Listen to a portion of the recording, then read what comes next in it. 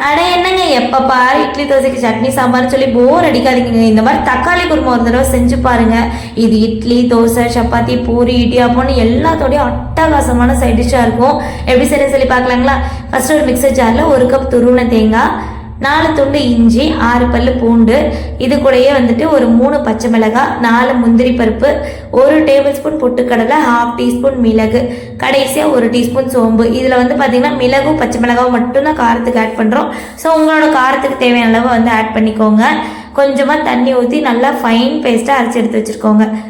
இப்போ குக்கரில் கொஞ்சமாக எண்ணெய் விட்டு காஞ்சதும் ஹோல் ஸ்பைசஸ் 1 டீஸ்பூன் சோம்பு, கசகசா, 2 துண்டு பட்டை, 2 கிராம்பு, ஒரே ஒரு ஏலக்காய் போட்டு வதக்கிட்டு 2 ஸ்லைஸ் பண்ண வெங்காயம் போட்டு வதக்கிக்கோங்க.